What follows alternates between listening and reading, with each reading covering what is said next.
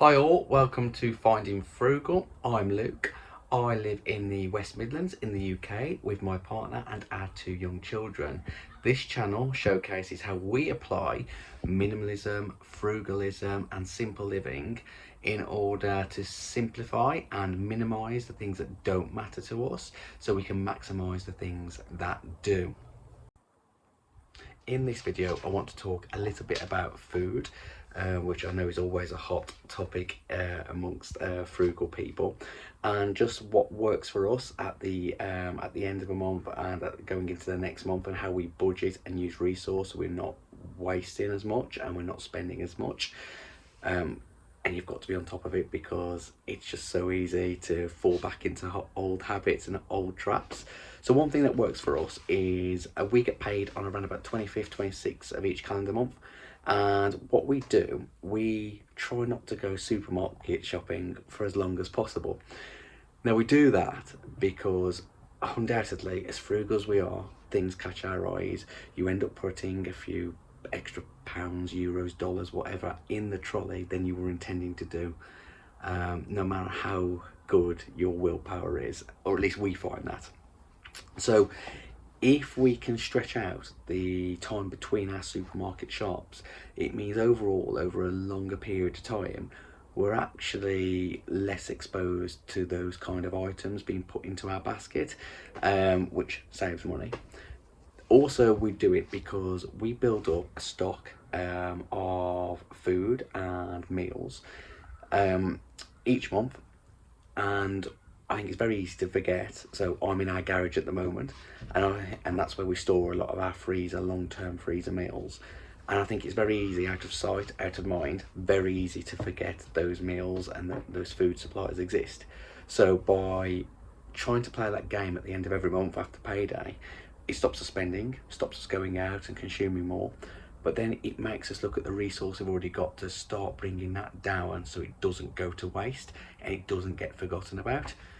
So we budget £400 per month for grocery shopping, and we'll go out each month and get as much for that as we possibly can, and we generally do spend all of that £400. So before we go meal planning, meal prepping and buying that food for November, we're going to have a look what's still left over from October, and we are going to go make good use of that for as many days as possible. So I'm in my garage. This is where we store it in our freezer, so let's go have a look inside that freezer. So this is our freezer. It's a winter secure by British standards freezer. It lives in our garage outside, and it is full of our long-term food storage. We've also got some dry goods in the garage, but I'm not going to pan around to that because it is very, very untidy in the garage at the moment. So before we open this chest freezer, I have already gone into our kitchen. I've looked in our cupboard, fridge, freezer in there. I've gone through our drawers and I've looked at what we do and don't have in there, and basically what we're looking at is our breakfasts and our lunches are pretty fine. We've got cheeses, we've got breads, we've got cereal, we've got Greek yogurt, and we've got butter. So we've got real kind of, those basics, milk and such. So we haven't got to go out to the shops for those things. We've got a few meals in the freezer, but they are generally kind of very kid-centric, shall we say, for after school and nursery. So now we're looking for the adult meals, which are going to feed myself and Dave. So this is where we are looking at is our chest freezer outside in the garage. So open sesame for our freezer. And now I'm just going to have a look at how many meals in theory there is for me and Dave in here each night. That main meal of the day that will keep us going, to stop us going doing a proper supermarket shop. So there might be the odd thing we can go to the local convenience store for, and we'll do. But generally, what's going to stop us thinking, oh, we need to go and get a basket or trolley of goods? And I think there's many main meals as you have in the house means actually the need for that medium or big shop actually becomes less. So in here I can see, so we split the freezer up into three areas. One is bread over there, 2 is kind of main meal components and protein sources, and 3 is our batch cooking. Won't focus on the bread today, but in terms of what we've got in here, so in terms of batch cooking, each one of these small containers is a 1-person portion. So we've got 4 here, and we've got 2 spag bowl, 2 chicken curry. We've got a big container here which is of pasta sauce, which I already can see that we put with those meatballs.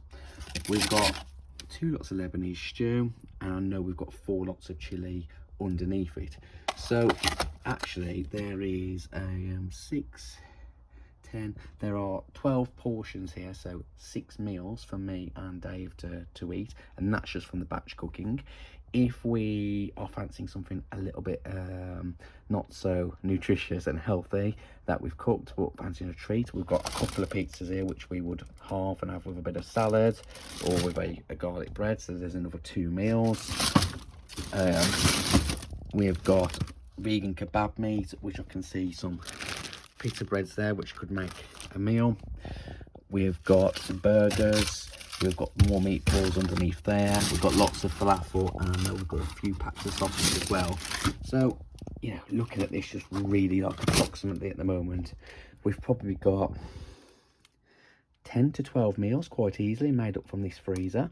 Now and that's like the main bit of the meal.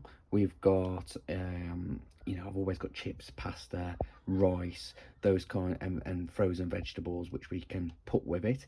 So yeah, there would be no need for us to go to the supermarket to buy meals for at least another week.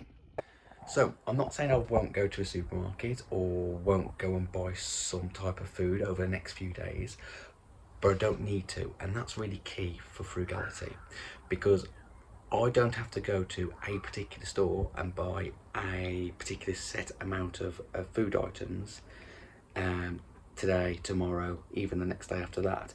I have now got freedom, and that freedom and that space gives me choice to go to any supermarket I want, the ones that I know have got the good deals on, and I don't have to go out away, because it can be when I'm going past those supermarkets. I live in an area where every major supermarket in the UK is probably within 10 to 15 minutes of me, so I can go at a time that suits me when I'm already going past there, so I'm not using any fuel, and I can pick and choose, and I can go into one and say those prices aren't for me and I don't need to buy that food today, so no thank you, I'll move on to the next one. And actually I won't be going out my way. I'll be able to pick and choose which offers work for me and build up my food over the next week before I then go and do a major grocery shop. So that space, that freedom, allows me to have the time and the energy to go and save some extra money over the next week, as well as bringing down the stock of food that is already in the freezer and doesn't get forgotten about, and stops me doing any more trips and required trips to the supermarket. That's one tip of how we use our freezer, use our space to really kind of give ourselves the flexibility on food and bring our costs down, bring our waste down, and just give us true flexibility in being able to find those bargains. I hope you've enjoyed the video. As always, thank you for watching. Like it, comment on it, give us a subscription if you can, and as always, have an awesome day.